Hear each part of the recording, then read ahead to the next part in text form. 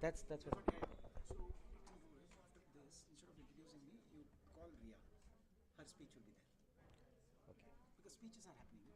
Okay. And after Ria is Puneet. No, no. Okay, I'll do that. We'll keep it simple. That there's a.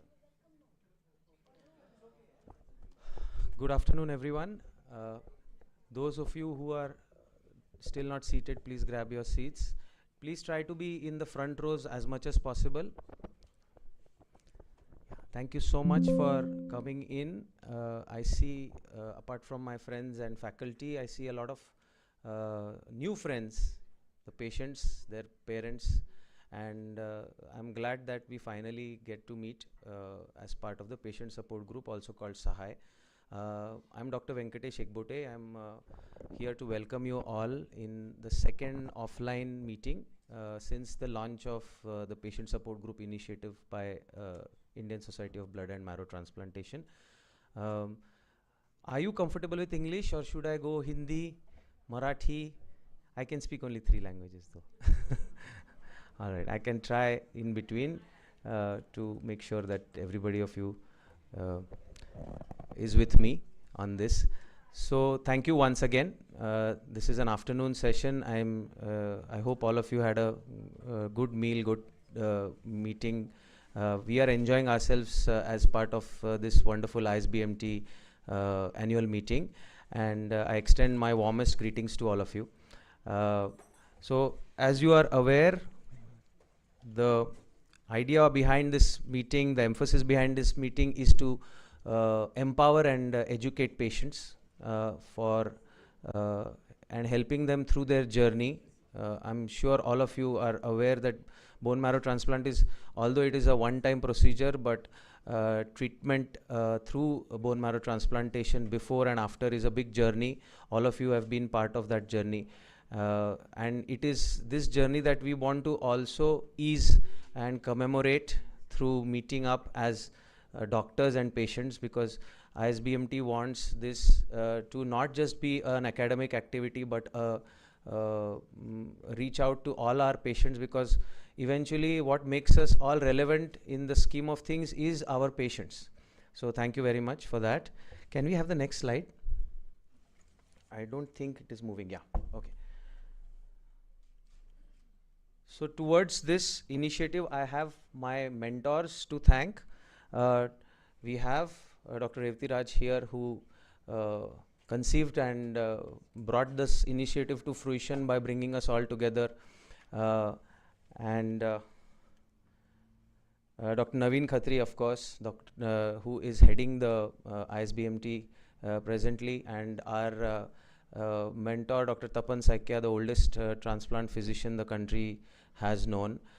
So all these luminaries were instrumental in making this happen, and we as members, I thank Dr. Ms. Ria Daruwala, who is here, who is amongst us now, who will be talking to us today on one of the very important topics. Dr. Silky Jain, who will be moderating a session subsequently, who will join us shortly. Ms. Suman Kubal, the nursing in charge from BMT Unit ACTREC, and Dr. Santosh Kumar. He's busy right now with another panel discussion. He's a medical oncologist. He's just walked in right on time. So welcome, Santosh.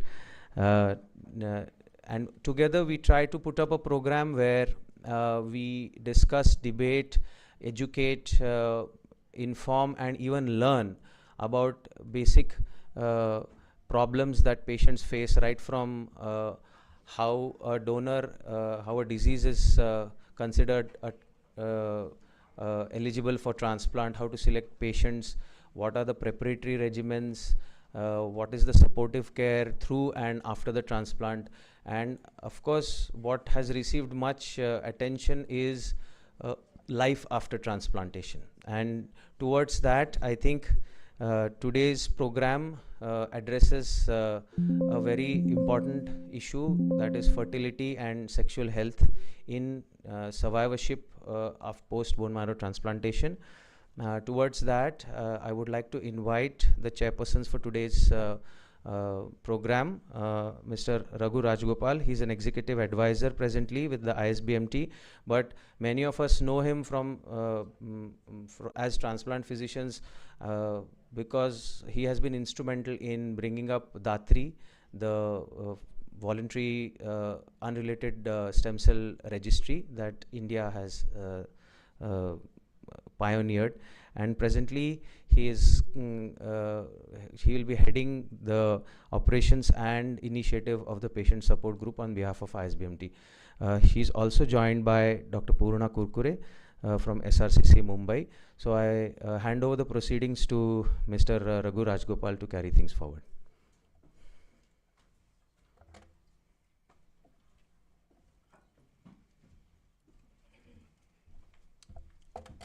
Thank you, Dr. Venkatesh, for the nice introduction. So we have Dr. Purna Kurkure, who's here. I would like to give a quick introduction. She's from SRCC, and she's got a lot of experience in starting the patient support group for childhood cancer, with Tata Memorial and the Indian Cancer Society. So I would like Dr. Purna to give a quick introduction about herself, please. You can be there, no problem. Can you hear me? Yes. So as Raghu, thank you for that opportunity, and I am currently at SRCC Children's Hospital after my retirement from Tata Hospital. And at Tata Hospital, while I was in the pediatric oncology, we had started this late effect clinic for childhood cancer survivors, from where the idea of support group emerged. That was the support group we have named as UGAM, means to rise and be victor. UGAM means to rise. So this was started in 2009, and this was an initiative of young adult survivors of childhood cancers who are beyond 18 years. And it has been functioning since then under the umbrella of Indian Cancer Societies, and many initiatives are taken up. So we will, as we go by, I will share wherever there is a experience to be shared from that group. Thank you, Dr. Purna. So we are going to start the proceedings with two talks. We're going to first invite Ms. Riya Daruwala, who's the psycho-oncologist at the Narayana Health, Bangalore. She's going to be talking about the sexual health after chemotherapy. And after her speech, we will have Dr. Puneet Arora. And after that, we'll have a panel discussion, during which I will introduce all the warriors and also Ms. Shalini, who's here.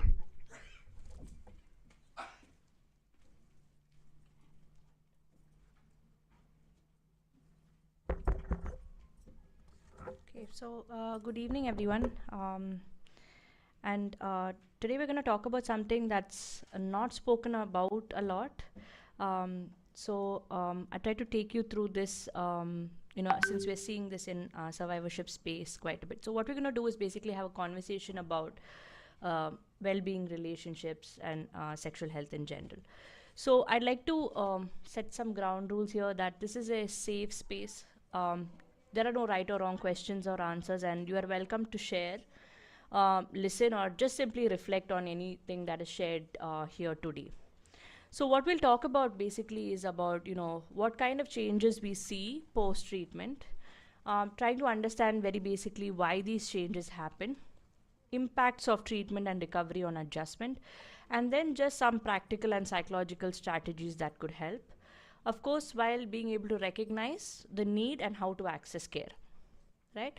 So many survivors actually notice changes in intimacy or relationships after treatment. And there could be a range of these changes that are commonly experienced, and they also differ in how they show up, right?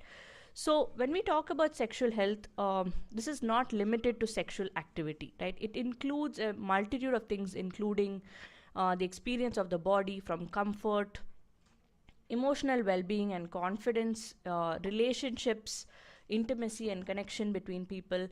And this has a huge role to play in overall quality of life during our survivorship period.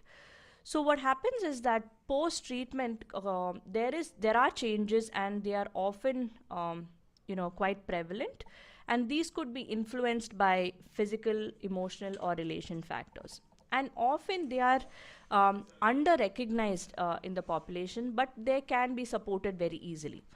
So, um, the main thing to note is that it's more prevalent than we think. So, no one's alone in this journey.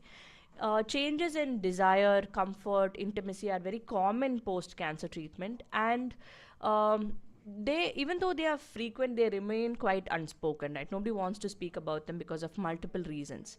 And this may come across as emotional responses that can kind of reflect as being confused about what's happening, feeling uncertain about your body and the way you're feeling, concerns about relationships, questioning whether these changes are normal or expected post treatment, and sometimes even thoughts such as something is wrong with me. Are other people going through things like this, right? So these experiences, even though they are shared by many survivors, are often not expressed, but they still are valid, understandable, and clinically recognized, right? So why does this happen? Because of multiple factors due to treatment. So one could be loss of energy and fatigue. There could be hormonal changes because of treatment. There could be physical discomfort and other bodily changes, and then of course there could be emotional and psychological factors such as changes in your mood, confidence, stress, and impact on your relationships and sense of identity. So usually what happens is that these don't happen in isolation, and they are a combination of the physical, hormonal, as well as the psychological factors that kind of compound over time, and then lead to issues in sexual health, right? So in terms of physical changes, like I said, there could be low energy, there could be pain or discomfort during intimacy, and there could be other changes such as decreased lubrication, changes in erectile function, decreased libido, which is pleasure, right, and decreased interest. In terms of emotional changes, you may have sometimes experience less confidence in terms of your body, worry about your partner, there may be fear of rejection, and sometimes there could be a sense of disconnection from who you are feeling, post treatment. So this can lead to avoiding intimacy or closeness, pulling away from people emotionally, and of course there is difficulty talking about these concerns openly, right? So what feels the hardest, as reported in literature, is basically being able to discuss physical discomfort or pain, reduced desire, communication with a partner becomes hard, and then the uncertainty about what is normal. So it's very common for individuals to relate to more than one area, and this difficulty may change over time. So what you feel now may change over the next 3 months and 6 months and so on, right? So recognizing what feels the hardest is actually the first step towards addressing it. And relationships change too. So very often partners may take on caregiving roles which alter relationship dynamics. It goes from husband and wife to kind of caregiver and patient, which changes the dynamic, right? There's sometimes also reduced communication around intimacy. So it may be difficult to express intimacy needs, right? And there may also be some amount of misunderstanding when one partner may express concern but the other may remain silent, right? So this again may perpetuate the feeling of distance or disconnection, right? We avoid conversations around intimacy, and this ends up kind of leaving both partners feeling alone within the relationship. Then of course we all know that there is this cultural reality where in many settings we don't discuss sexual health openly. It's viewed as very personal, private, sensitive, right? It's not something that's considered important in the treatment trajectory, right? So what happens is that it can lead to hesitation or discomfort in raising these concerns with your treating team or with your partner and in your relationships. It's sometimes embarrassing to bring it up, right? And there's also this uncertainty about whether it's appropriate to ask questions about sexual health, right? So what happens? It remains kind of unspoken and unaddressed, even though it may be significantly bothering someone, right? You may feel alone and that you're the only one going through this experience. And of course that then support is not accessed despite there being a need for it, right? So you don't have to answer this, but you can maybe just think about it. But one of the reasons why sexual health is often present but not always expressed is because it feels too personal, right? You may feel awkward bringing it up. So if any of this resonates with you, it's just something for you to think about, right? Who should I approach? How do I begin this conversation? Do I speak to my doctor about it? Do I speak to someone else about it? So many individuals actually hold back where these questions are concerned, and that's why here what we're trying to do is to create a space where it is safe to express any of these concerns, right? Another common question we find in the survivorship space is whether it is safe to be sexually intimate post-treatment, right? And it is, provided your treating team kind of gives you the go-ahead, right? So what's helpful is usually that while resuming intimacy, that you use a gradual approach, right? There is a lot of attention to comfort and bodily cues. Energy and timing also may influence your experience, and of course that it requires adjustment over time, right? So sometimes there is an expectation to return to pre-treatment patterns, which may be difficult, but intimacy kind of needs to be redefined in ways that are now new for that person, right? So what's important to note is that intimacy is not just physical, right? Intimacy extends kind of beyond just sexual activity. It could include things like physical touch, right? Which could be holding hands, hugging, physical closeness, right? Shared closeness, which is spending time together, feeling emotionally connected, emotional connection. So intimacy is beyond what we just generally think it is, right? It could be experienced and expressed in multiple ways. And that is important to rebuild relationships as well. So when should you ask for help? And is, of course, if you have any pain or discomfort during intimacy, if there is any ongoing physical discomfort, right? If you have changes in desire that are bothering you, that is a decrease in libido, fertility related concerns, we'll hear from Dr. Puneet shortly. And of course, if there is any sort of emotional distress like anxiety, low mood, or feeling overwhelmed in relation to these changes, right?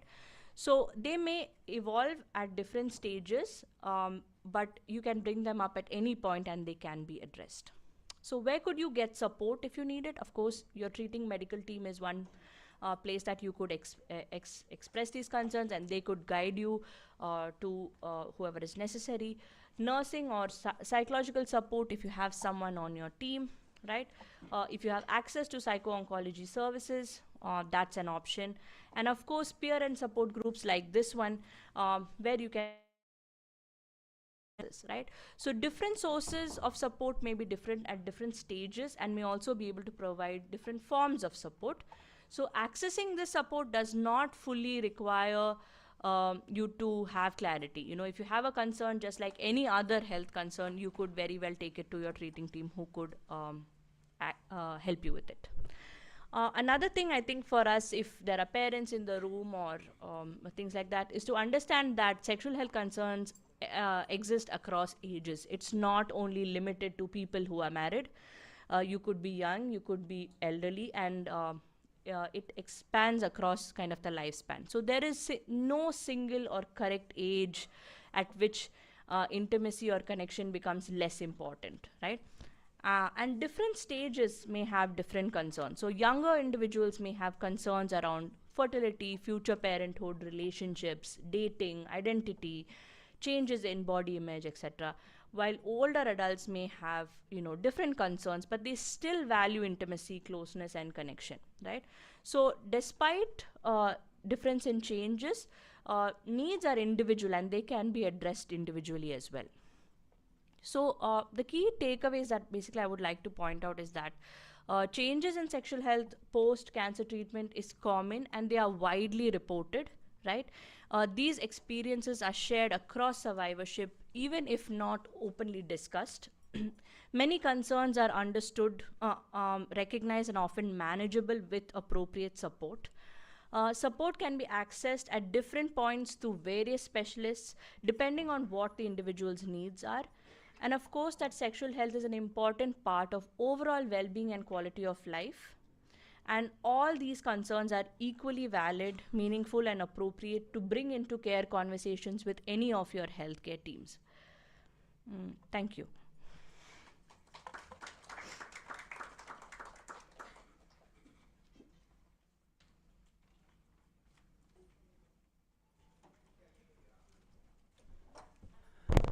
Thank you, Ria, for breaching such an important topic for everyone. And I think you want to continue interacting, or do you want to? Sure. Anna? Okay. So we are into our next talk. I invite ma'am to continue. Yes, with her talk. Thank you, and good afternoon, everybody. So I think the topic, the discussion, what we are going to have is more on fertility and sexual health. Ria has very nicely and beautifully covered on sexual health. I will be touching more on fertility. Is it loaded? Can I? Yeah. Okay. So I think let's just understand from very basic perspective, what is fertility? Fertility is something which gives an individual to conceive and have children. So when you all grow up, you know, that's what maybe the future is, that you would like to have children at some point. So for some, it may be a straightforward journey, but for some, it may take an effort. And especially when you have undergone treatment with bone marrow transplant or any cancer treatment, it can become a little bit more difficult and tasking.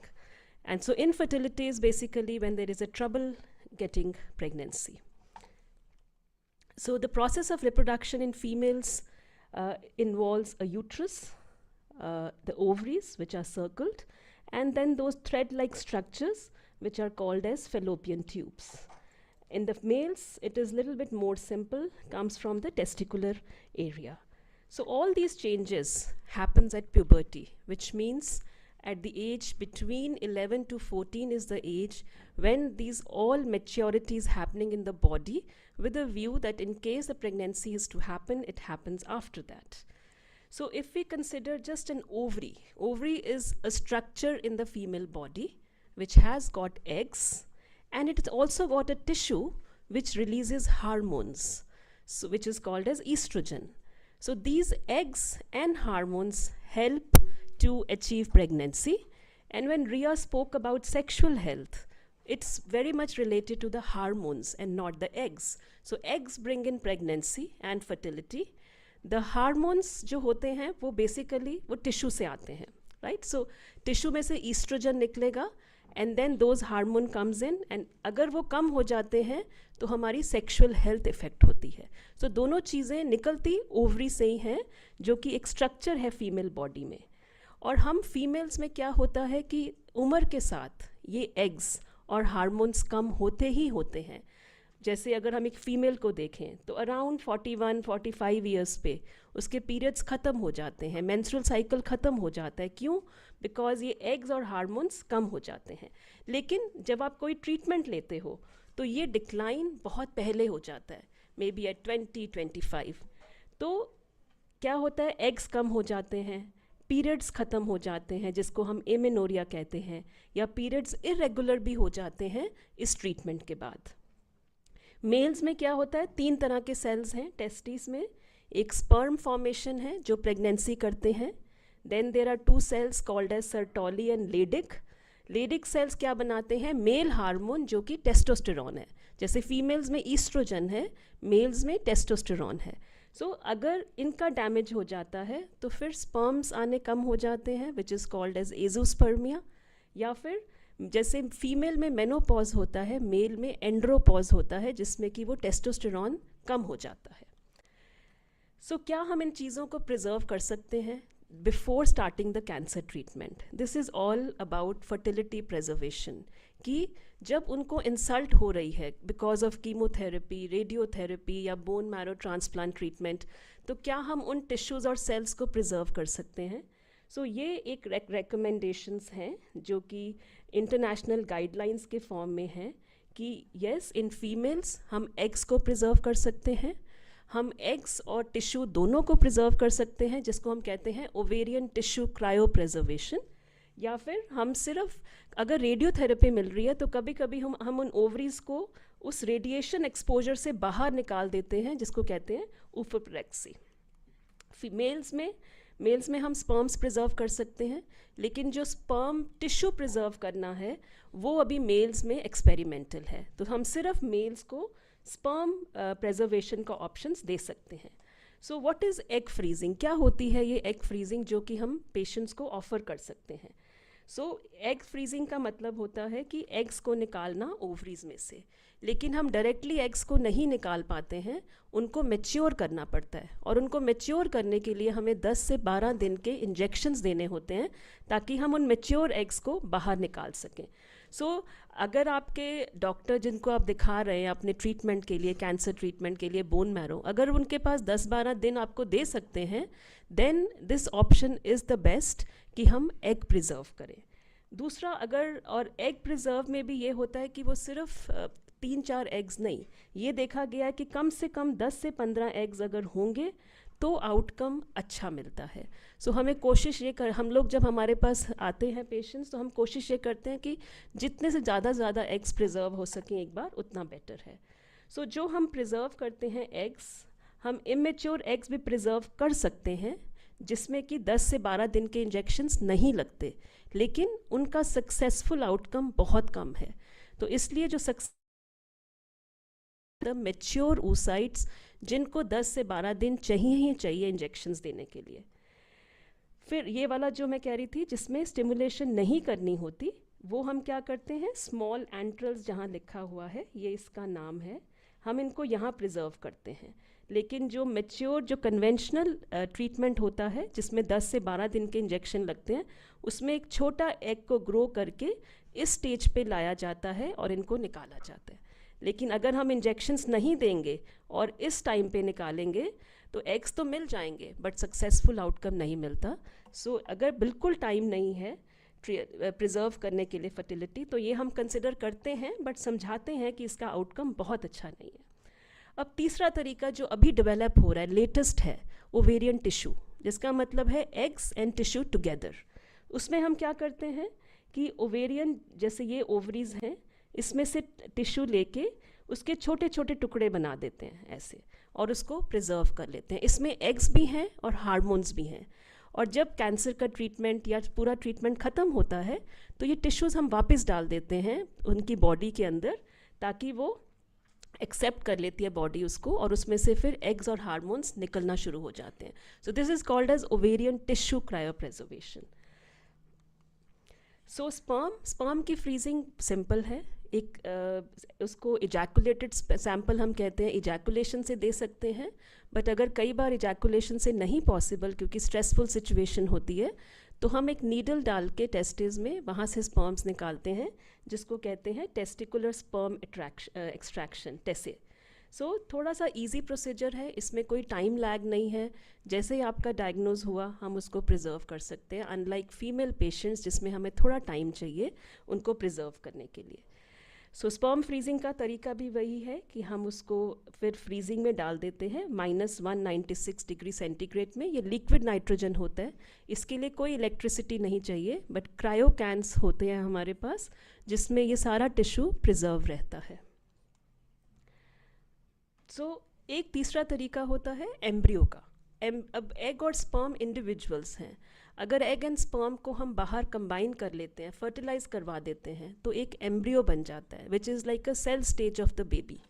सो जो fertilization के बाद हम tissue को preserve करते हैं, embryos को, वो भी एक पॉसिबल है, बट उस केस में ये होता है कि वो मैरिड होने चाहिए, जब हम तभी ऑफ़र कर सकते हैं। अगर मैरिड नहीं है सो हम ऑफ़र नहीं कर पाते हैं, तो इंडिविजुअल एग और स्पर्म्स ही फ्रीज करने के लिए ऑप्शन रह जाता है।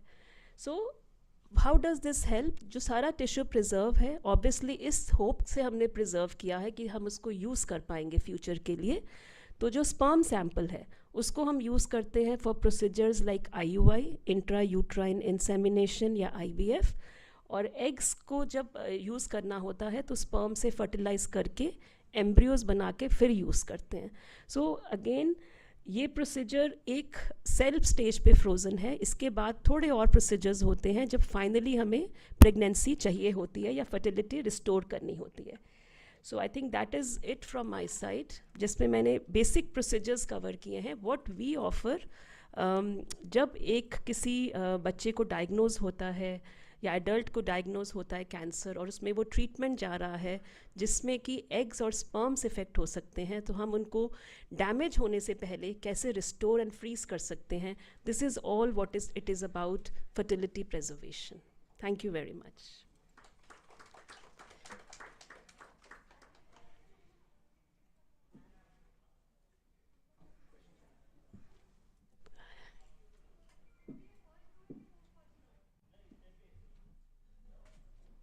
Can we have, please go ahead.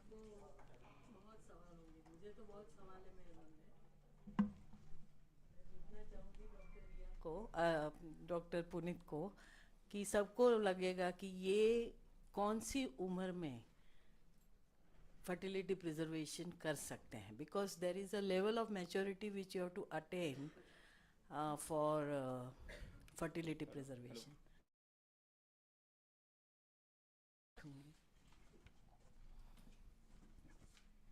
Some of the questions I will vocalize on behalf of our survivors.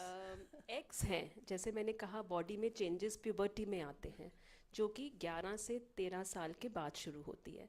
तो जो इंडिविजुअल एग और स्पर्म है हम वो उसी के बाद फ्रीज कर सकते हैं, उससे पहले नहीं कर सकते. लेकिन जो ओवेरियन टिश्यू है जो कि जिसमें सिर्फ एग और उसका कॉम्बिनेशन है, वो हम कभी भी फ्रीज कर सकते हैं from age old age 1 year to I would say 40-42 years as well, जब तक ओवरीज में एग्स हैं, जिसको हम मेजर करते हैं by a blood test which is AMH. तो अगर वो AMH ठीक है तो वो हम 35-40 के बाद भी कर सकते हैं, but we can start from 1 साल से भी वो उनको फ्रीज करना. और ये कितना लंबा प्रिजर्व रख सकते हैं? सो जो ओवरीज एंड एग्स, सो हर चीज़ जो हम प्रिजर्व करते हैं टिश्यू, वो अब लीगल फ्रेमवर्क के अंडर कवर्ड है which is called as ART law, assisted reproductive technique law, which came in 2021. So एक बार में हम इसको 10 ईयर्स के लिए प्रिजर्व कर सकते हैं, बट देन अगर उससे ज़्यादा करना है तो हम उससे परमिशन लेते हैं गवर्नमेंट से, जो कि ईजिली मिल जाती है ऐसे केसेस में, and then it can be extended every 10 years n number of times. तो उसकी वायबिलिटी आप चेक करके नहीं, एक बार फ्रीज कर देते हैं तो उसको viable. बाहर नहीं निकालते बार बार, because freezing thawing itself puts a stress on the tissue.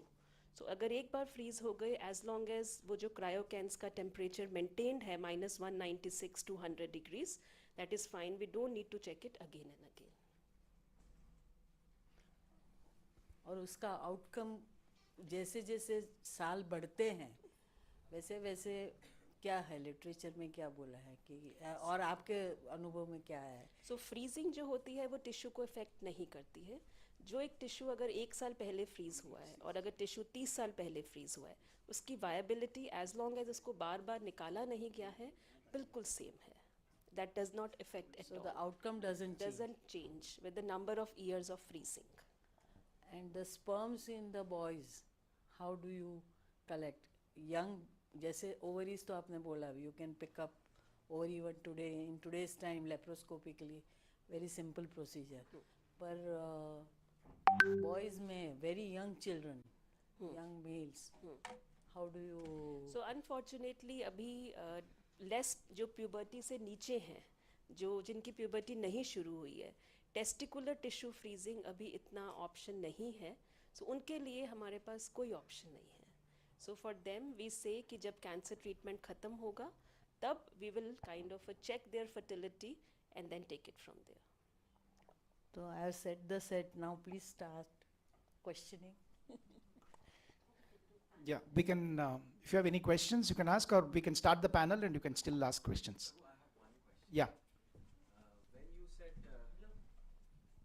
Thank you for that wonderful talk. So when you said ovarian tissue collection and reimplantation, so are these surgical procedures or are they in a way minimally invasive, and whether they can be coupled with a cancer surgery, because then there is an additional anesthesia which might be required? How does it work in the ground? So if a patient is already being anesthetized for cancer surgery, तो then we prefer कि उसी के साथ कर लें. So we have to just freeze between 2 to 8 degrees centigrade. We can send the media wherever it is, Even normal saline also helps. So keep it in 2 to 8 degrees, and if it is delivered to the center within 48 hours, it can be frozen. Is it a laparoscopic procedure? So Is the it an taking open out surgical? is laparoscopic, and the putting back is also laparoscopic, though it has been kind of a tried that putting back in the arms and all, not for the pregnancy related, but for hormone related has been tried, which has been successful. So any particular patient, if wants to put the tissue back just for the hormones, then even the forearm and all have been used, but obviously that will not give pregnancy. Thank you. I think we should move to panelists. Thank you.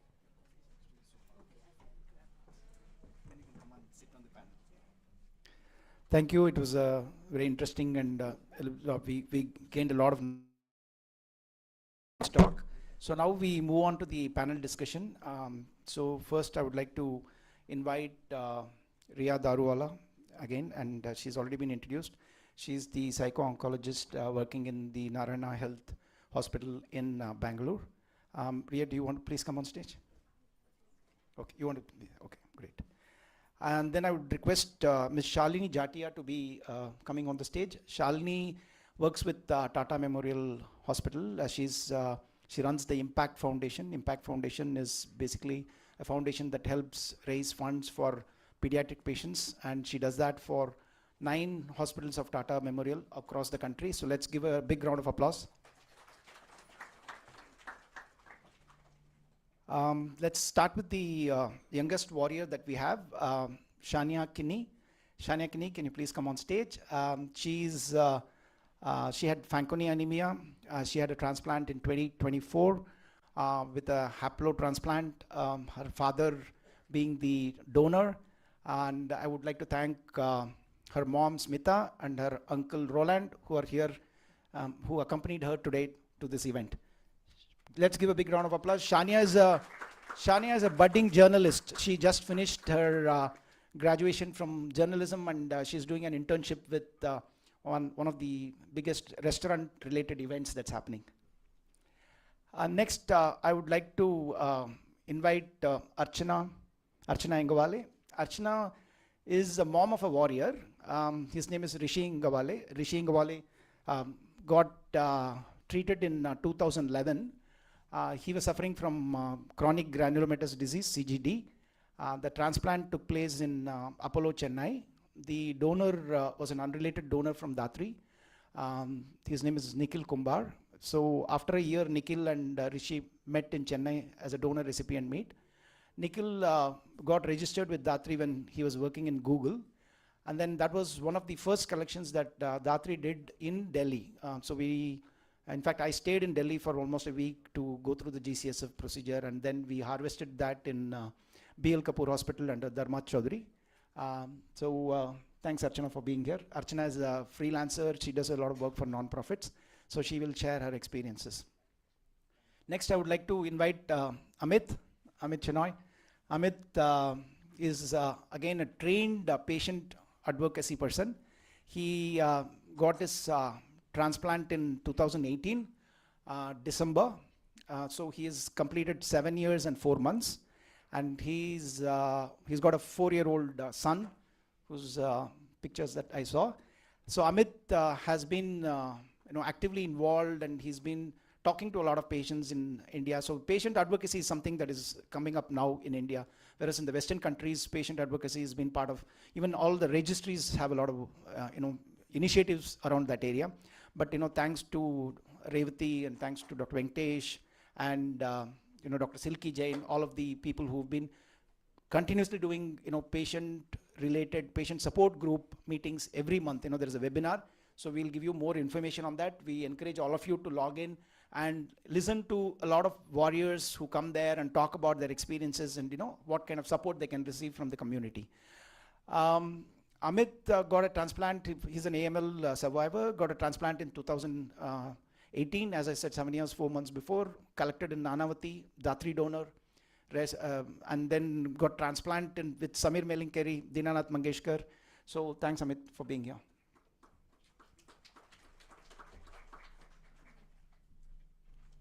Purna? Yeah, I thought she was outside. Dr. Puneet, She needs no introduction. No, she had a great talk. If you have more questions, you can ask her. And if you don't feel comfortable asking questions, we'll also give you a few minutes with her one-on-one after this session, so we can ask her some questions. Over to you. Thank you, Mr. Raghu. So we've put together some questions, but feel free to ask others in between as well if you feel something. So this is a question just to get this started for all the panelists. So if you look at fertility kind of yesterday versus today, do you feel that it has truly become a part of routine transplant care? Archana, would you like to go?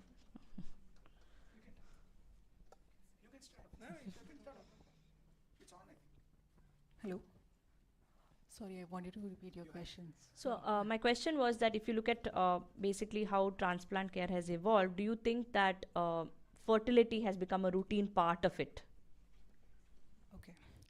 Very good evening, everybody, and thank you for having me here today. It's so lovely to be part of this platform and meeting you all wonderful people.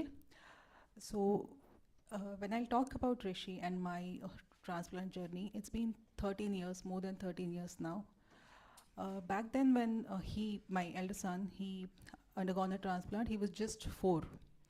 So that time, this particular topic wasn't even on a primary, list for me, because since I'm sharing my personal experience, so that time survival was the only thing we were thinking.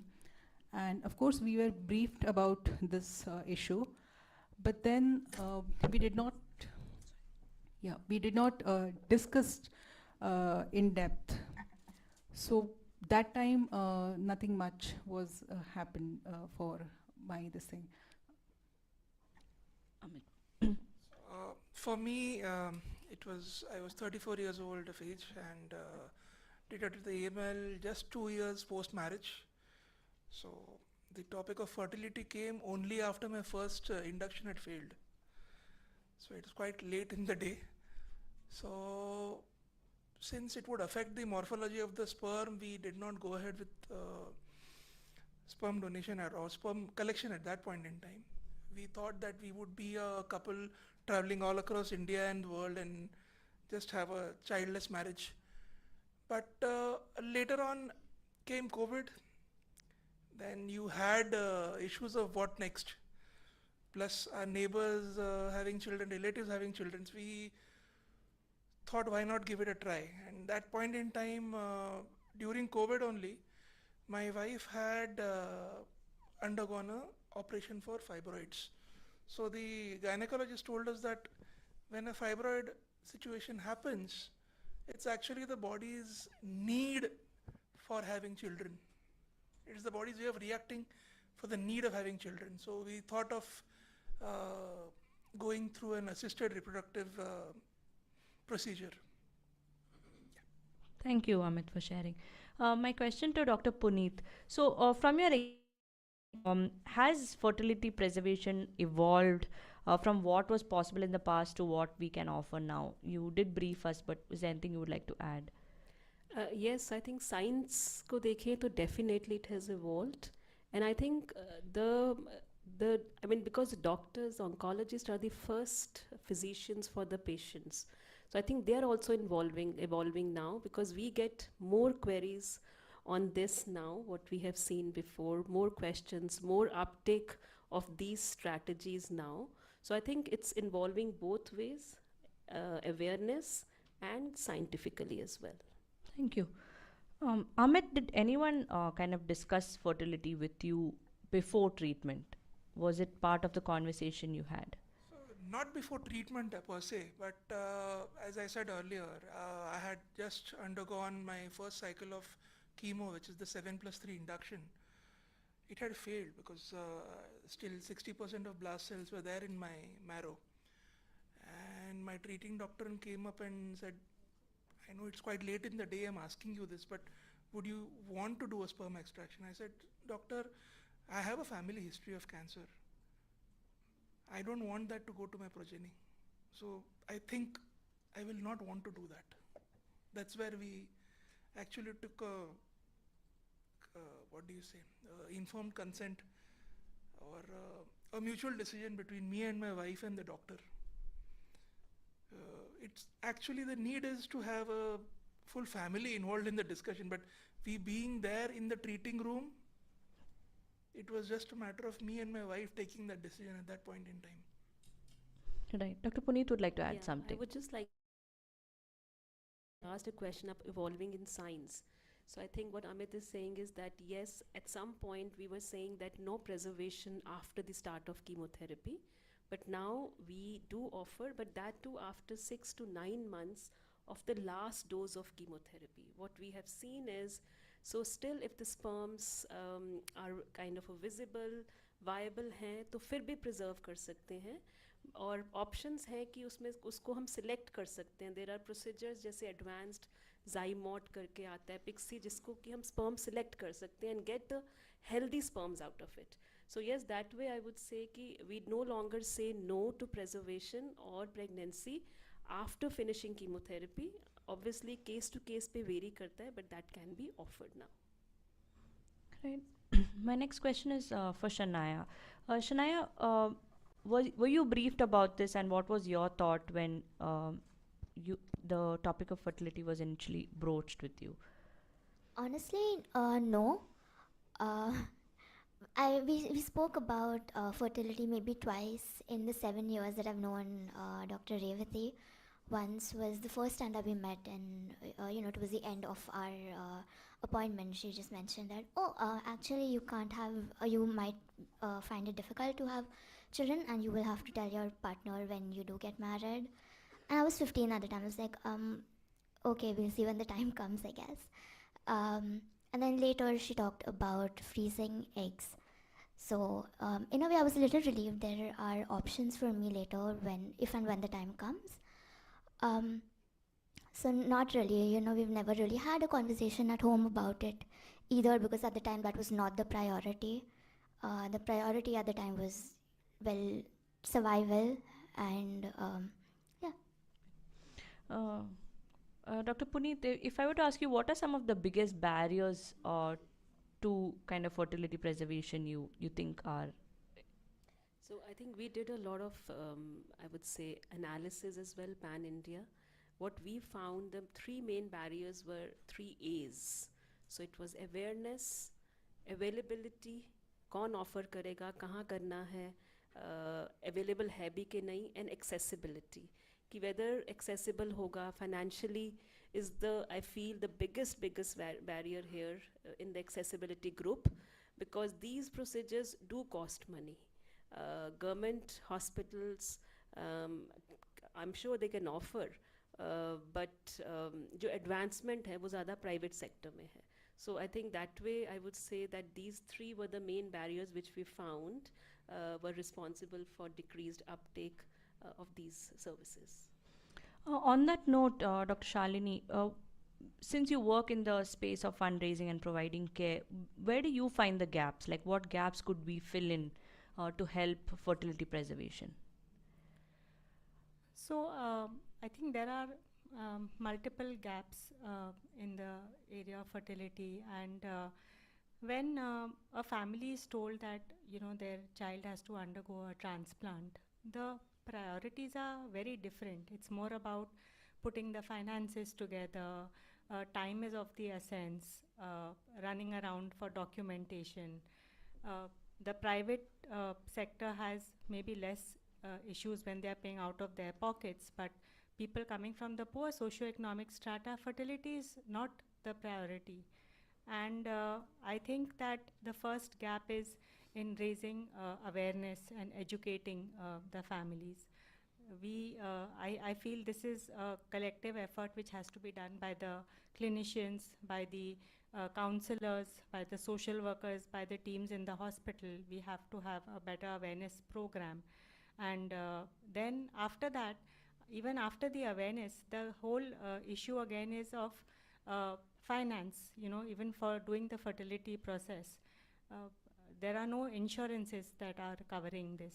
And I think parents who are coming from the poor socioeconomic strata are barely able to raise funds for the transplant procedure itself. So going beyond that and trying to raise funds for this fertility, everything comes with a cost. That is also a huge challenge. And then I think parents are more talking about the time, that are they going to lose time if they are going to, you know, get into this whole process?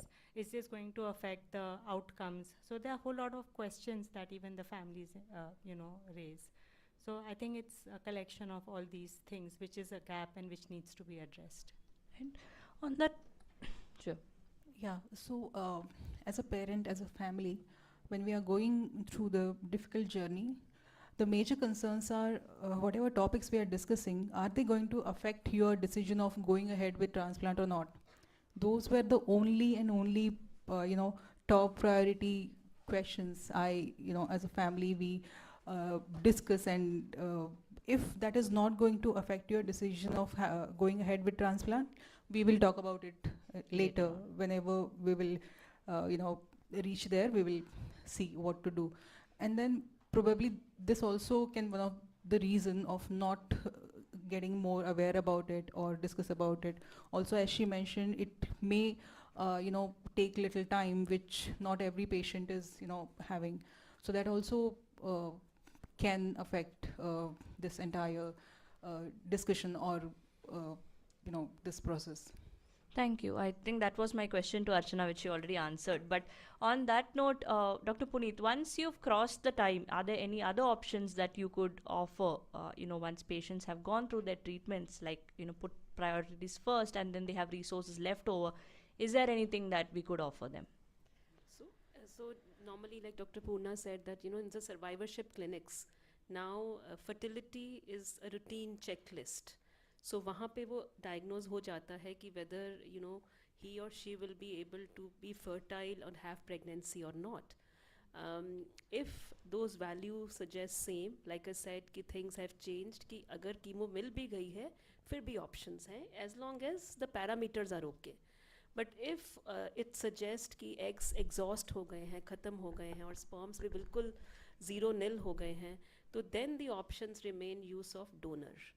तो donor oocytes या donor sperms, जैसे हम organ transplant करते हैं कि अगर suppose liver या kidney नहीं काम कर रहा तो पूरा ऑर्गन ट्रांसप्लांट होता है, but this is just the cells. So you kind of borrow the cells from either somebody you know, known donor, या एनोनिमस भी होते हैं जो डोनेट कर देते हैं egg and sperms to achieve pregnancy. Thank you. So my next question is to all the survivors and Archana, who's the mother of a survivor. Do you think that counseling or providing you with information during your follow-up visits might help you as a family or a survivor cope better with this and make decisions accordingly? Yes, definitely.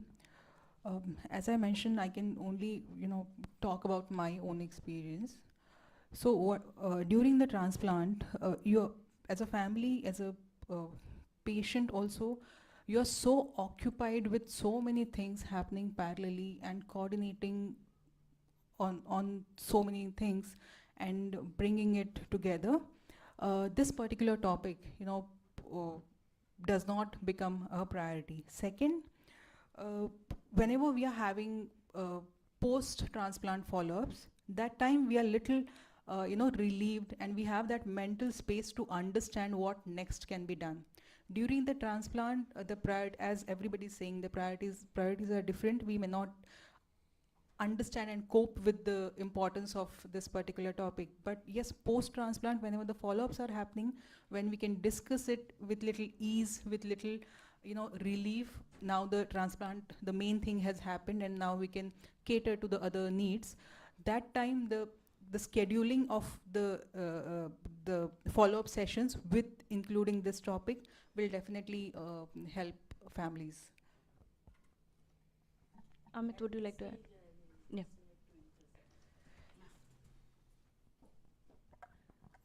So this has been well recognized entity that curing anyone is not enough in cancer, particularly in children and young adults, because there is a life beyond cancer, and how to live that life fruitfully and productively is also an important agenda in the whole journey. So we emphasize on the long-term follow-up, particularly in children who have the whole life ahead. Besides means fertility, you have many other things like growth, development, cognition, achieving their mental milestones and moving on in life. So professional and personal fronts are remaining for them. So we have this late effect clinic from which we have learnt a lot. I think the best part of the oncology lies in the late effect clinics, where you learn that what is the story on the other side of the table. And that needs to be answered in a very constructive way. So I gave you the example of the support group. They support each other, and we as a medical fraternity, we have to see how we coordinate interventions. Suppose you find endocrine problem, you have to coordinate with endocrinologist. If you have a fertility issues, coordinate with oncofertility experts and things like that, and see to it that you put their quality of life on track. That is and reintegrate them in society. So that is the thing. So it is an organized effort, and these late effect clinics are very, now in childhood cancer survivors, it has become very run of the day, like everybody has that separate clinic. And why separate clinic is required? Because there, when the survivor comes, mindset is very clear that they are not talking of the disease. Like they have been briefed that you don't have to talk of the disease, but you have to talk of the what next after the disease and the battle. Similarly, for the transplant also, the same thing applies. But here in transplant, you have many issues, and we are tackling that. We have started this late effect clinic at ACTRAC. The Indian Cancer Society and ACTRAC, they have come together to start the similar program as to how we can do this. So this kind of activity is a must to go forward and help these survivors. So organization, like in a busy clinic, I'm sure Dr. Revati may be she's a very hardworking lady, I know, and she may attend to all the queries, but it is very, very difficult to answer all the queries and coordinate all these efforts, which can be done in a separate setup. So that is what is required. Revati, you have any? I think all your points are well taken, ma'am. I think after being in this field for 20 plus years, then only we realize what are the needs of the patients that of the transplant, and which is why to sensitize all of us, because first, as Dr. Puneet said, is awareness should come with physicians. Only if we are aware, then we can help the family. So this is the first step taken towards saying that this counseling should be integrated, although there are issues related to life and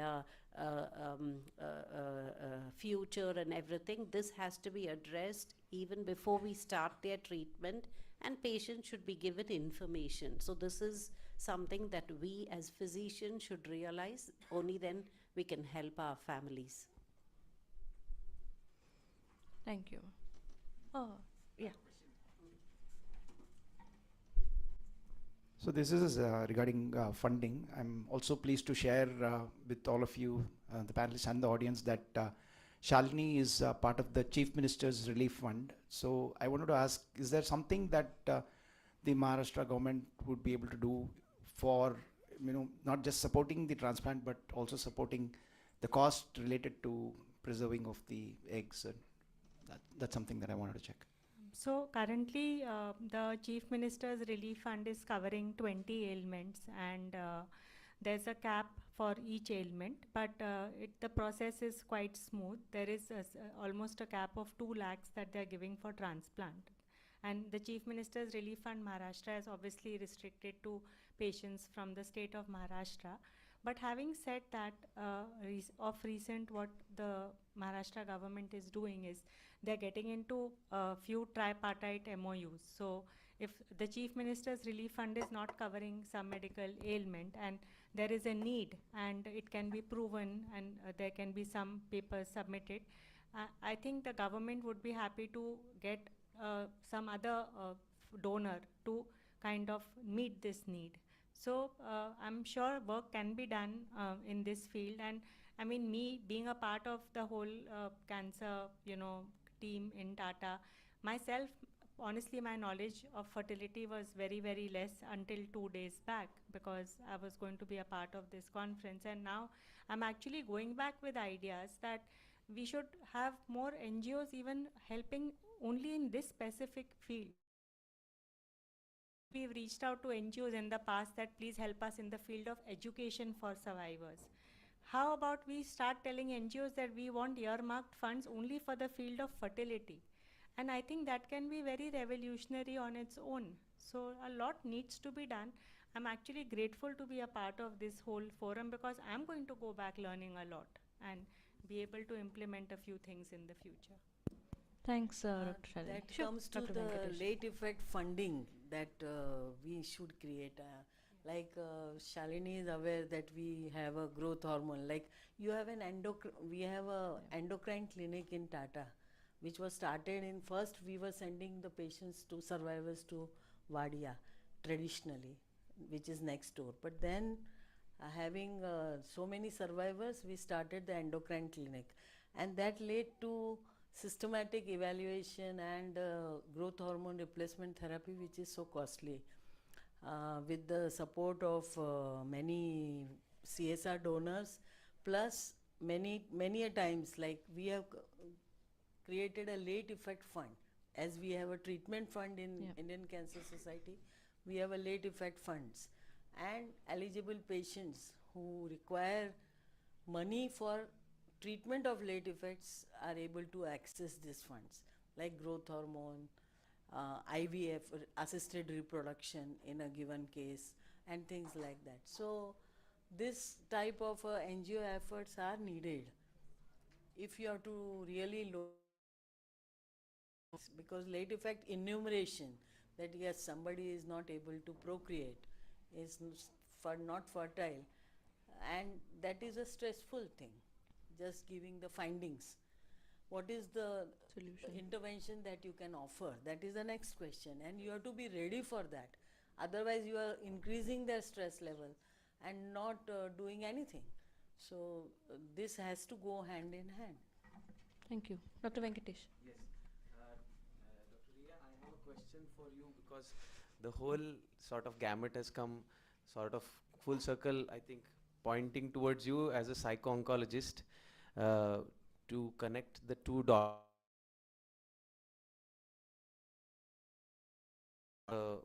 Patient with the ailment, plus an aspirational need which you can actually use in order to make patient more aligned towards care after transplant, for example. How do you connect these two dots as a psycho-oncologist, and where do you come in terms of I mean, what are your thoughts, that is, in terms of how would you counsel, say for example, as a physician, I have an obligation to counsel about the pros and cons about therapy, and I insist that they take therapy as soon as possible, but at the same time I also have to tell her that him or her that there is an option that we must exercise, and but again it is not an how do I as a physician balance the urgency of the two, number one, and if I can't do it, how does a psycho-oncologist in your position do it? Right.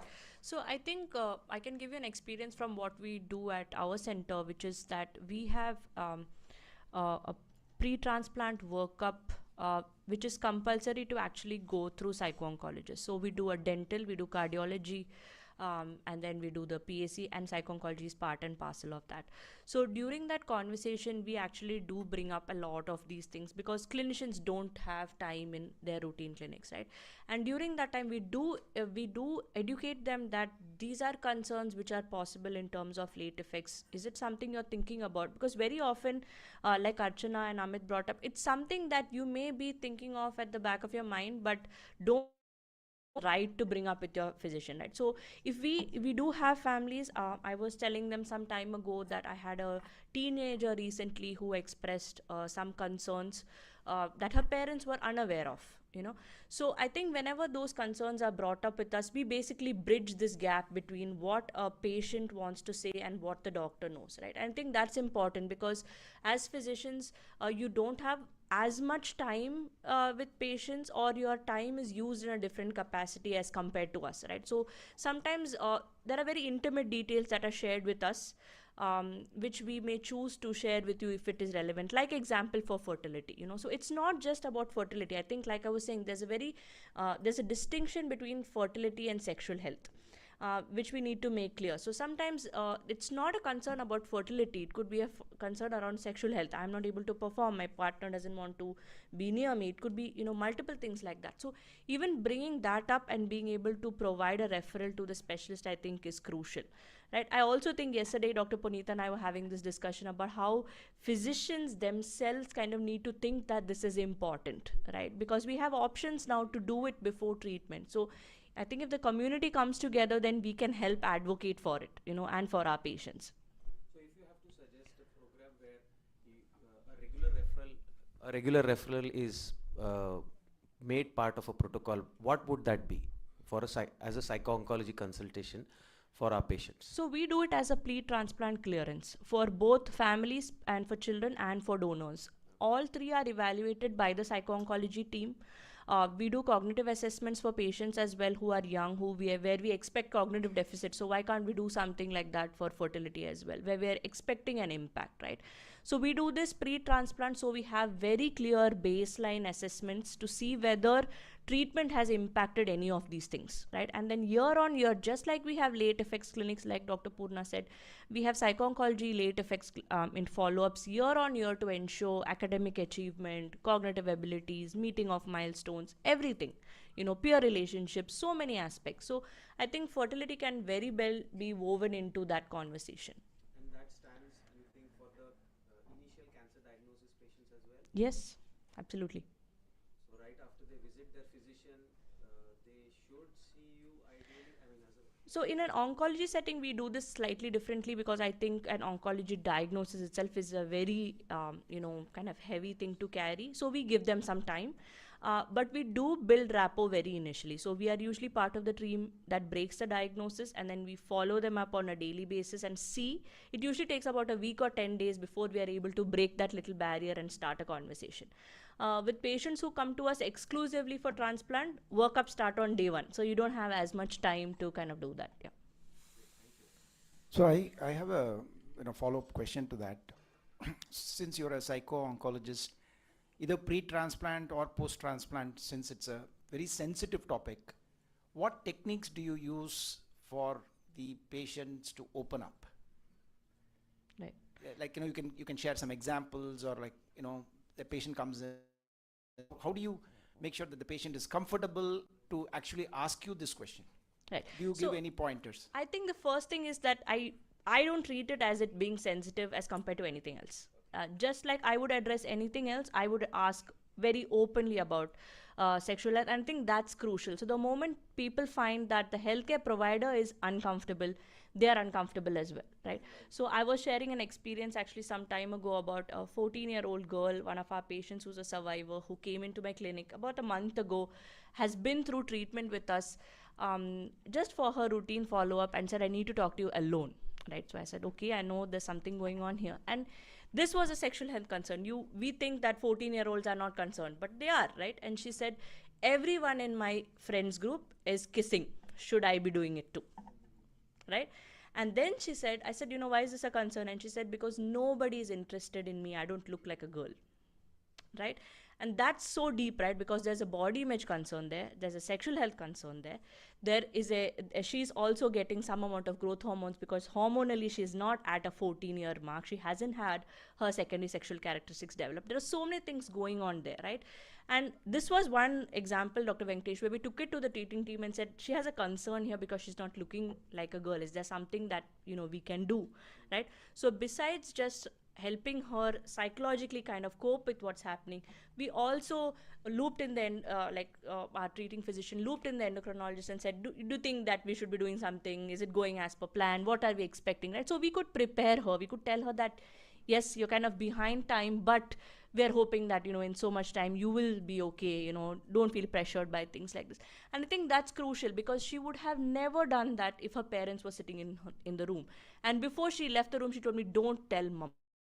It was like a warning with her finger pointed in my face that don't tell mama. And I said, I'm not going to, but we will still work on it. So I think it happens. That's why I was I wanted to point out that it's never too young or too early. Even if you're not sexually active, you may be having thoughts about it, right? And that can be equally distressing. Thank you. So I'm going to move on. Shania, this question is for you. So do you feel that you had enough information about it, and did you hesitate to ask any questions regarding fertility during your treatment? Is it something that struck you? It did. So at a very early age, I was diagnosed with Fanconi anemia when I was 15. I knew that fertility wasn't going to be a word for me as it would be for my peers. So I've had a lot of deep 3 a.m. Mental monologues with myself about it. But the other question was? Basically, how did you navigate this, and did you hesitate to ask these questions? Yeah, some of the questions that I definitely hesitated to ask, which I should have asked at the time, were questions like, will I ever be pregnant? Is it safe for me?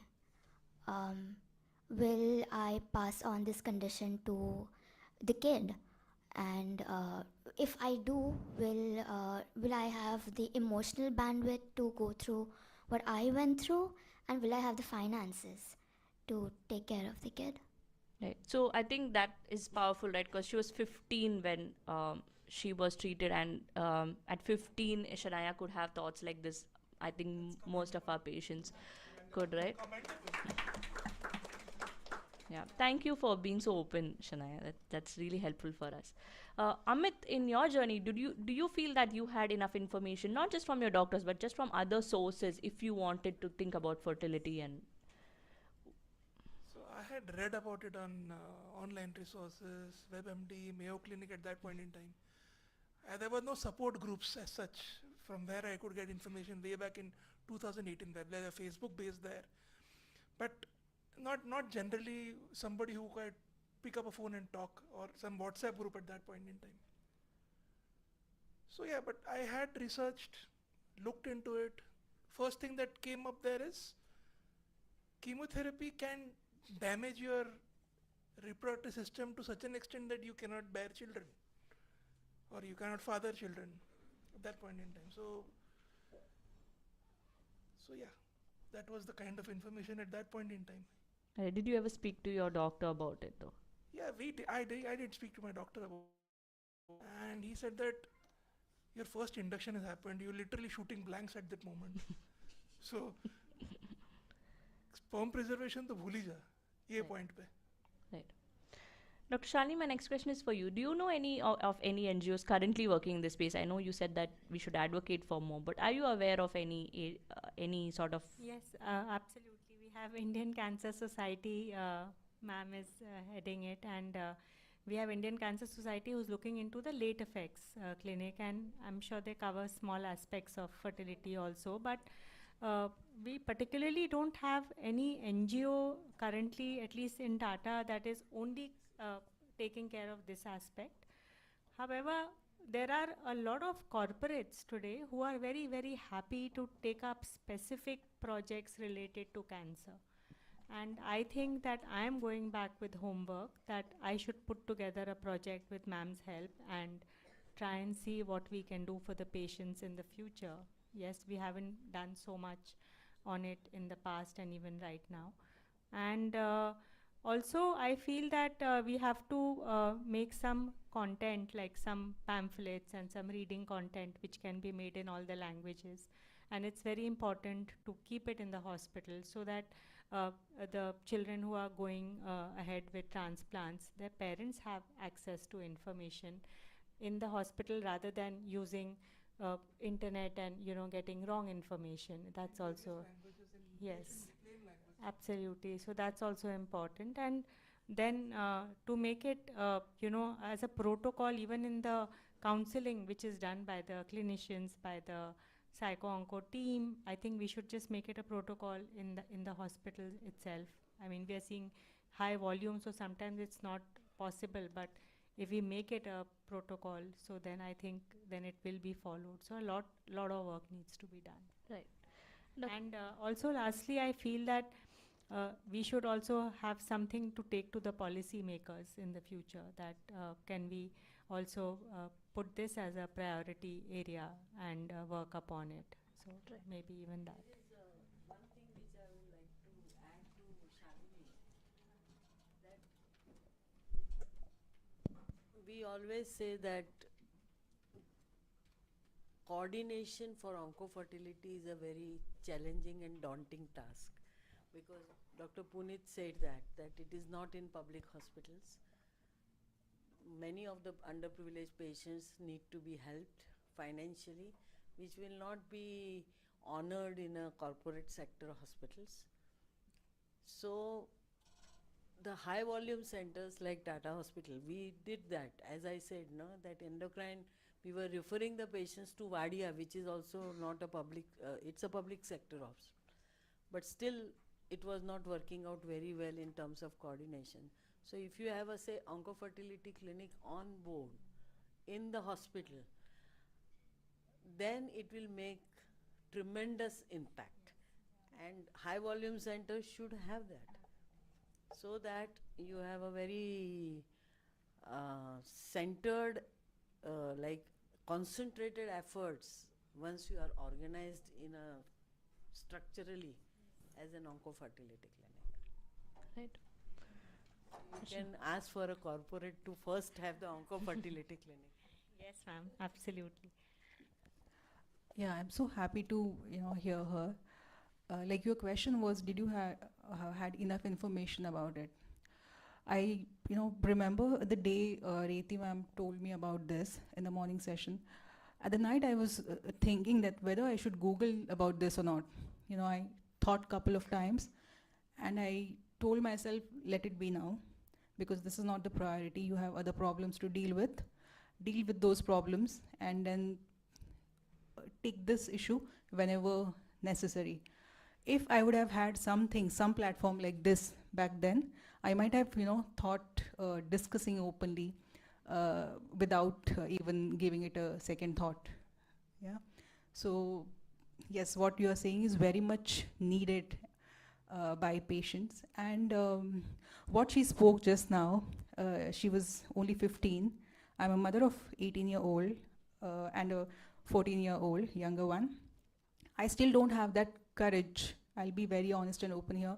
I still don't have that courage to go up to my doctor and ask this question to her, ma'am, do you really think now this is the right time to discuss the less discussed topic with my boys? I don't have that courage yet. I'm still waiting for that right time. I think that when my kids will be, in universities and they'll be able to take their own life decisions, maybe that time I'll discuss. It's not like that we don't discuss openly. We do discuss a lot of things, what is happening in their teenage, what they're feeling, thing which might affect Rishi's future, his family thing. That I haven't yet discussed with him. Probably today I'll find answer of that question, which I'm struggling for so many years. Right. I have one follow-up to ask Archana. I mean, if it's not too personal, since I know that Rishi's had a benign disorder, but when you were planning for your next pregnancy, when you wanted to have your second boy, what was some of the information that you had with you, and what was the thought process going on in your mind, and was there anything to look out for? Like, she talked about various scientific methods right now that is available to ensure that you can get a particular HLA matched embryo so that the sibling can be a match in the future as well. So what was it at that time? Okay, thank you for this question, Raghu. I should have shared this earlier. The only information I had before planning my second child was this can be your chance to have a matched donor for your child. Otherwise, I wouldn't have, thought about having a child that early when the elder one is going through a lot. We are struggling to find a donor. 2 years we, search various registries and all. So during one of the follow-up sessions, this point came up that, okay, if you will plan a second child, that may be a match donor. And you can imagine that was the only information I was given, and I just took a decision to have a second baby in the world so that he can save my first one. And none of it, of course, I was informed about the virus sampling and what necessary things we can do about it. I went to Tata in Parel, and there was HLA typing, after the virus sampling, HLA typing was done there. So to answer your question, honestly, none of it. Just to know this single thread that I can, we can have a match donor by having a second baby, that's it. And of course the process, necessary things need to be done, sampling and all. That was the only information we had about it. Okay, so but you had, you can go through certain tests to make sure that the second baby is not going to have any such disease was available. Yes, that time it was available. So when I did, it was 2011, yeah. So that time, I guess ma'am would, give more information about what is now, what is the situation now, and the legal thing come along with. So this is known as what we called as pre-implantation genetic testing for benign disorders, whether it's sickle cell, Fanconi anemias, or thalassemias. As long as they have a genetic connection, that can be tested in the embryo which is formed in the lab. जो lab में embryo बन रहा है, embryo जो मैंने बताया था fertilization sperm and egg से embryo बनता है, जो कि cell stage है एक baby की.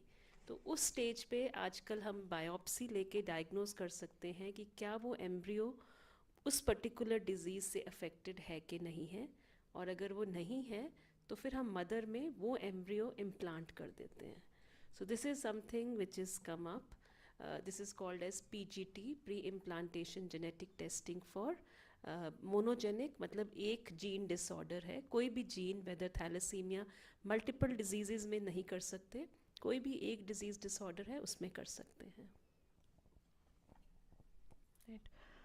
I'd just like to now ask all the panelists. So Shania, if you had some advice for young adult survivors and patients, what would that be, or what would your message for them be? For all the young ones out there, don't hesitate to ask questions to your doctors. And no question is a stupid question. Just be open, and just remember that things might take time, but they will settle. And yep. Thank you. Archana, as a mom and as a parent, what advice would you give other parents who are currently on this journey, or who are just, I don't know whether any advice I would be able to give, because still I'm still figuring out my own this thing. But definitely having faith is very much important, and trusting your doctors is very much important. I mean, you may take second opinions if you're not feeling confident enough with certain hospital or certain doctor, but once you have taken a decision, just have faith in your doctor and in your journey, because that energy, what you have as a parent, definitely affects your child's this thing. So just be strong enough and think about the bright side of it. Amit, what would your message be for, as a parent who's a survivor, as someone who's been through this journey, as a patient advocate? So one thing that certainly comes about is the fertility question, the accountability of, I don't want to criticize any clinician here, but it should be a standard practice to ask what you want to do going forward, not only as a pre-treatment question, but something like a follow-up question post your treatment. And as ma'am certainly said that there should be written information in the patient's language, in plain language, preferably a patient counselor who sits with the patient, makes him explain what is going along with you and what you can anticipate going ahead. Puneet ma'am, what would... So I think we as clinicians should work together with NGOs to increase its uptake. Right? So I think awareness and uptake and make it available at low cost. I think that's what we really need to work for. Shalini ma'am. Also, I think I would particularly want to tell the people who are coming from the poor socioeconomic strata, I would want to work with them, because somewhere they just, because they are so dependent on the government, dependent on donors, they don't feel it's their right to ask anything above and beyond. They are just desperate just for the basics. So I think we have to sensitize them that it's as much your right to ask all the questions around this for your child. And I think that is also an area we need to work upon. Do we have any questions from the audience for any of our panelists? Please feel free to ask. Yeah, there's a...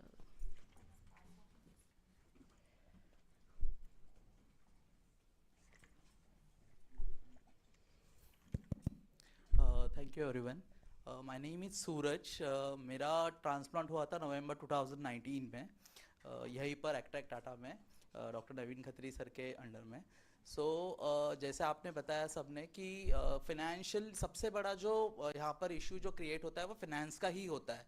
सो मैं भी एक घर का young मतलब सबसे adult person था जब मुझे डायग्नोस हुआ. सो मुझे बैकअप करने के लिए मेरी सिस्टर थी, but she was not that much able to कि वो मुझे सारी चीज़ों में हेल्प कर सके. सो मेरी जब ट्रीटमेंट स्टार्ट हुई तो उस वक्त मुझे लेट इफेक्ट में पहले तो एवियन डायग्नोस हुआ. सो एवियन के लिए हमारे यहाँ पर तो उसकी सर्जरीज नहीं होती है. सो मुझे अदर दैन टाटा मुझे बाहर उसके लिए सर्च करना पड़ा. तो वो मैंने अलग जाके फिर वहाँ पे फंड्स अरेंज करके फिर वहाँ पे वेटिंग में रुक कर फिर वहाँ पे मैंने सर्जरीज करवाई, और ऐसे मेरी दोनों बायलैटरल सर्जरीज हुई है. सो यही मैं अभी रिक्वेस्ट करना चाहता हूँ कि जैसे अभी मैंने रिसेंटली मेरा एक यहाँ पर कन्वर्सेशन हुआ, एक काउंसलिंग हुआ था इंडियन कैंसर सोसाइटी के मैम से. सो उन्होंने बताया कि ये हमारे यहाँ पर अभी लेट इफेक्ट क्लिनिक्स की इंफॉर्मेशन स्प्रेड हो रही है, अवेयरनेस उसका हो रहा है. बट यही मैं चाहता हूँ कि ये अभी रेगुलरली बेसिस पे सबको पता चलते रहे, because as a ground reality में मैं यहाँ पर 2021 से सारे पेशेंट ग्रुप्स के साथ मैं काम कर रहा हूँ एज अ ये भी सर्वाइवर भी. So most of the patients के मुझे भी कॉल आते हैं कि हमें इवन हमारे स्टाफ से भी मुझे कॉल आते हैं कि सूरज आपने जहाँ से सर्जरीज करवाई थी आप वहाँ से उनको हेल्प करवा सकते हो क्या. सो मैं उनके लिए भी वो करता हूँ. तो लेकिन यही है कि जैसे आपने मैम ने बताया कि लेट इफेक्ट क्लिनिक्स में फंड्स हम लोग वहाँ से उनको मिल सकते हैं, बिकॉज क्या होता है कि जब फंड्स अरेंज करने की टाइम आती है ना मैम फाइनेंशियली सपोर्ट की, तो उसमें काफ़ी ज़्यादा टाइम चला जाता है. जैसे मेरी फर्स्ट सर्जरी तो मुझे बाय गॉड ग्रेस मैं जब भी परेल में गया था वहाँ पे जाधव मैम थे MSW हमारे सुनीता जाधव, तो वहाँ पर कोइंसिडेंटली एक मैम बैठी थी, आरती वकील नाम था उनका. सो वो एक NGO रन करती थी. तो उन्होंने मुझे उस वक्त जैसे मैंने उनसे बात की मेरी जो कंसर्न है वो बताया उनको, तो उन्होंने वो सुना, वहाँ पर बैठे थे जस्ट वो उन्होंने सुना. देन उन्होंने मुझे साथ में लेके ब्रीच कैंडी हॉस्पिटल लेकर गए. वहाँ पे मेरी गोदरेज ट्रस्ट के साथ थोड़ा सा डॉक्यूमेंटेशन की जो प्रोसेस होती है वो सब अवेयरनेस करवाया, फिर मैंने वहाँ पे सबमिट किया, फिर वहाँ पे मेरी सर्जरी हो गई. बट जो सेकेंड सर्जरी थी उसमें मुझे काफ़ी ज़्यादा टाइम लग गया, बिकॉज सर्जरी के मैंने डॉक्यूमेंटेशन करने के बाद भी आफ्टर 1 ईयर मेरी सर्जरी हुई है. सो तब तक मुझे वो पेन कंटिन्यूसली मैं बेयर कर रहा था और ड्यूरिंग दैट टाइम मैं वर्क भी कर रहा था छोटा मोटा जो मुझसे पॉसिबल हो सके. बिकॉज एट द एंड अगर मेरे हिप्स मतलब ये नीचे लोअर बॉडी अगर मेरी उतनी स्ट्रांग नहीं है तो मैं इन मुंबई हमें तो उसके सिवा तो हम लोग भागदौड़ कर ही नहीं सकते. बिकॉज ट्रेन में ट्रैवल करना है या बस में ट्रैवल करना है.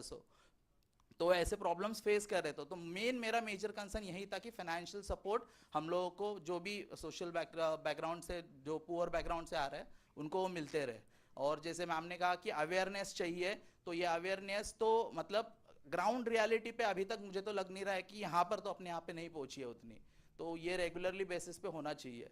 और जैसे मुझे अभी एज अ सर्वाइवर मैं अभी हमारे यहाँ एक्ट्रैक्ट टाटा में ही इंटर्न ज्वाइन किया है मेडिकल रिकॉर्ड डिपार्टमेंट में, जो कि एनजीओ के जैसे आपने मैम ने बताया कि एनजीओ के साथ काम करना चाहिए. तो वो भी मुझे अपॉर्चुनिटी एक एनजीओ के थ्रू ही मिली, करो ट्रस्ट, जिन्होंने मुझे टेक महिंद्रा फाउंडेशन है जो स्किल अकेडमी है जो स्पेशली हेल्थ केयर के रिलेटेड कोर्सेज प्रोवाइड करती है. तो उन्होंने मुझे ये फाइनेंस किया, स्पॉन्सर किया मेरे कोर्स को भी. और रिसेंटली मैंने वो डिप्लोमा मेरा कंप्लीट किया, फाइनल एग्जाम्स दिए और अभी इंटर्नशिप कर रहा हूँ हमारे यहाँ extract Tata. That's all, ma'am. Thank you.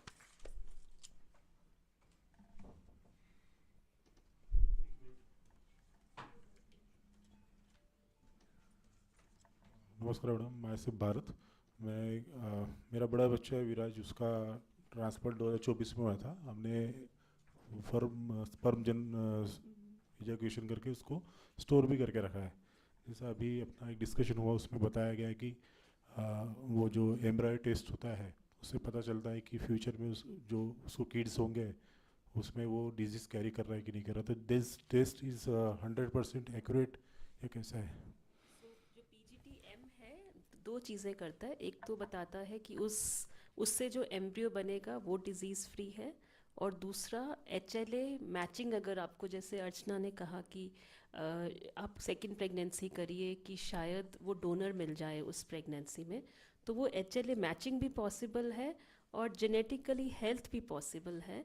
लेकिन वो सिर्फ डिजीज़ को डायग्नोज करेगा. अगर सपोज आई एम श्योर आपके बेटे को क्या था, वो डिजीज़ ही था, है ना? है ना, डिजीज़ था. हाँ, तो this is 100% I would say detail. It is very reliable, very reliable. Thank you.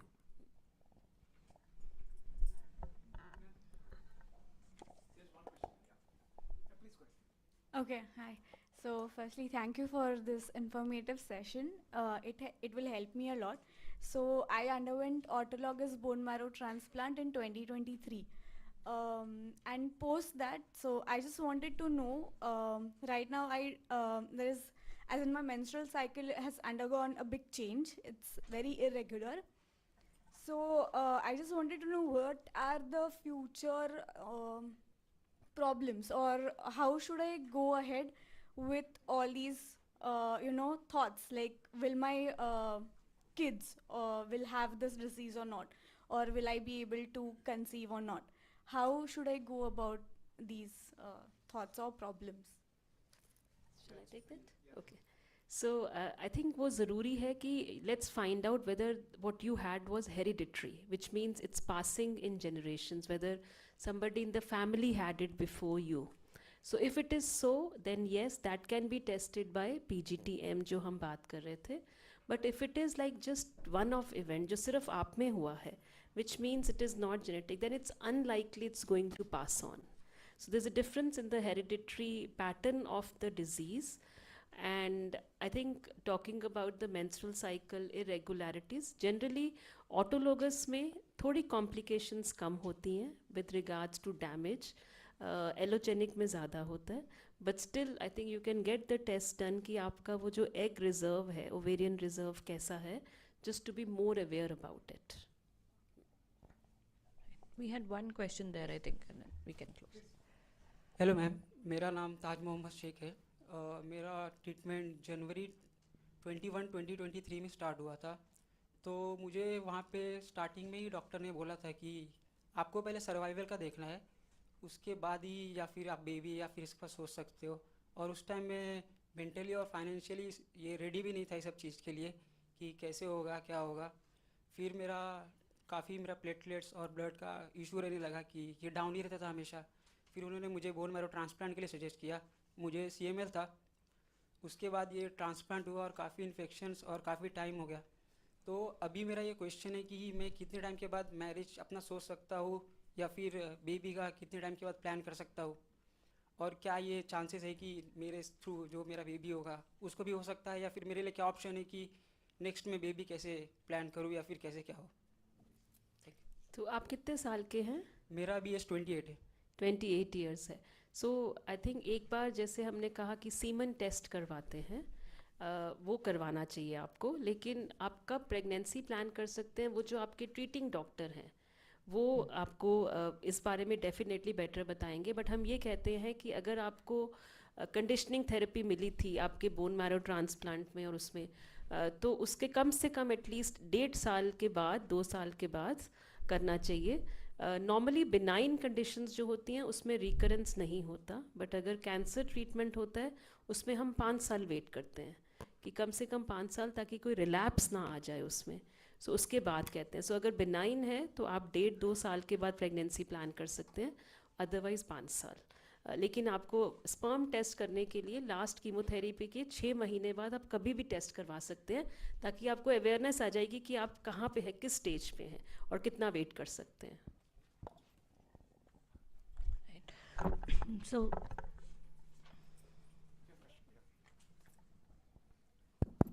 Good evening, मेरा नाम पूजा वासन है। मेरा 2023 में कैंसर डिटेक्ट हुआ था, AML। 24 में मेरा ये ट्रांसप्लांट हुआ है। तो मेरे फैमिली बैकग्राउंड में किसी को भी कैंसर नहीं था, सिर्फ मुझे डिटेक्ट हुआ। तो आगे जाके अभी मेरे बच्चों को ऐसे डिटेक्ट हो सकता है या मेरे से पास थ्रू हो सकता है उनको कैंसर का। ये मेरा So Dr. Poorna, I mean AMLs are not hereditary, Dr. Poorna ma'am, isn't it? So AMLs, हाँ, Dr. Venkatesh can answer, yeah, because ये hereditary cancers नहीं है। So हम लोग जब मैलिग्नेंट डिजीजेस की बात करते हैं तो ब्लड डिजीजेस में कोई भी मैलिग्नेंसी जो है वो हेरिडिटरी नहीं है, it is a random event, except एकदम चाइल्डहुड कैंसर्स जो लेस देन, मतलब इन्फेंसी में पहले साल में जब जो डायग्नोज होते हैं उनमें हेरिडिटरी पाई गई है। लेकिन अदरवाइज उसके बाद में किसी भी कैंसर का हेरिडिटरी कनेक्शन नहीं पाया गया ब्लड कैंसर डिजीजेस में। उसमें ल्यूकीमिया, लिम्फोमा, मल्टीपल मायलोमा ये सब आते हैं। But right now we are also discussing thalassemia, aplastic anemia which have genetic forms. तो उसके बारे में we usually offer PGT tests, particularly in thalassemia and hemoglobinopathic disorders, and some genetic variants, for example Fanconi anemia, some genetic variants which are transferable kind of genetic, the inheritance is well documented. So that is a composite discussion, uska geneticist और cancer specialist दोनों एक साथ we plan it, and we usually counsel patients when it is indicated. Thank you. Right. So with that, I think we'll come to the end of this panel. I'd like to thank all our panelists and hand over to Dr. Silky to take over.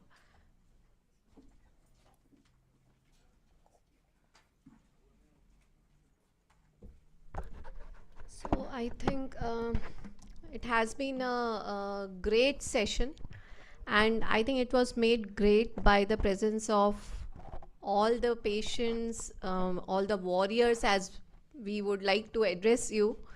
And it's this session is really special for us, although we do webinars every month as a part of patient support group to raise awareness, to educate all of you, and to empower people who are planning to undergo transplant or have undergone transplant. But this is really special because you all are physically present here, and it's very heartening to see the participation from all of you. You're coming up with questions, asking them out, and special thanks to Mr. Amit and Ms. Archana and Shania for representing all of them.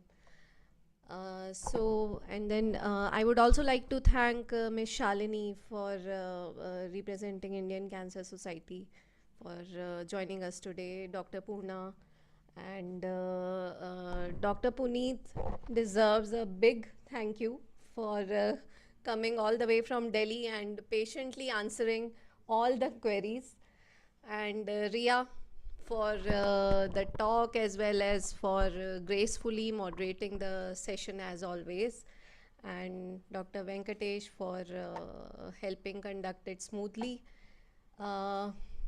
Mr. Raghu for curating this session, and I would like to thank ISBMT for putting this all together. And yes, would you like to say anything, Mr.? Sure, yeah.